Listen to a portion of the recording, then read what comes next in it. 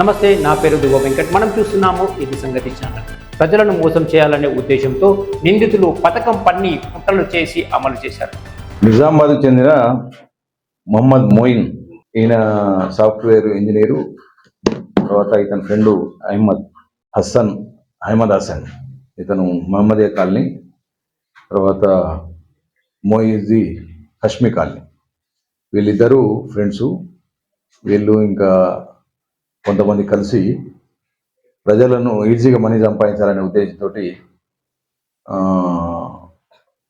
శ్రేమ్ ever green construction అనే ఒక company float చేసి, ఆ కంపెనీకి ఇన్వెస్ట్మెంట్ పేరు మీద, అంటే ఎలాంటి డిపాజిట్లు స్వీకరించడానికి కూడా వాళ్ళకి ఎలాంటి అనుమతులు లేకుండా కూడా వాళ్ళు డిపాజిట్ల పేర్ల మీద, ఇంట్రెస్ట్ పేరు మీద తీసుకొని దాదాపు ఇక్కడ 2022-23లో దాదాపు 125 మందిని చిట్ చేశారు.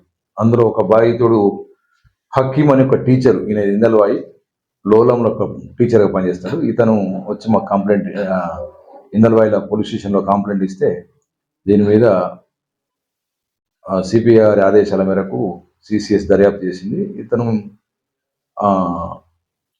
డబ్బులు ఇంట్రెస్ట్ ఇస్తామని, లేకపోతే ట్రేడింగ్ చేస్తామని, క్రిప్టో కరెన్సీ చేస్తామని చెప్పేసి డబ్బులు వసూలు చేసిండు. దాదాపు 8.5 కోట్ల రూపాయలు. ఇది 8.5 కోట్లు కాకుండా ఇంకా కొంతమంది మా దృష్టికి రాని వాళ్ళు కూడా ఇంకా ఉంటారు. దాదాపు 10-15 కోట్ల రూపాయలు ఉంటాయి. సో అతన్ని నిన్న అరెస్ట్ చేయడం జరిగింది. ఈరోజు కోర్టుకు పంపడం జరుగుతుంది.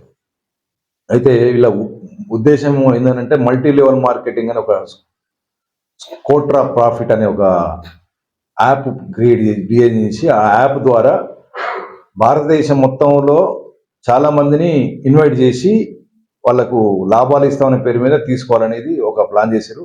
దాదాపు యూపీలో కానీ లేకపోతే ఢిల్లీలో కానీ మీటింగ్లు పెట్టి కొంతమందిని చేర్పించినట్టు కూడా తెలిసింది.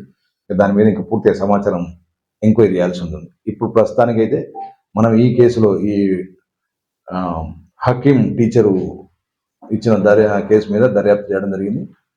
ఇతను 6 months అవుతుంది. ఇతని ఫ్లై ఇటు పోకుండా ట్రావెల్ బ్యాన్ చేయడం జరిగింది ఇంతకుముందే. తర్వాత అకౌంట్స్ కూడా సీజ్ చేయడం జరిగింది. ఫర్దర్గా దర్యాప్తు చేస్తాము.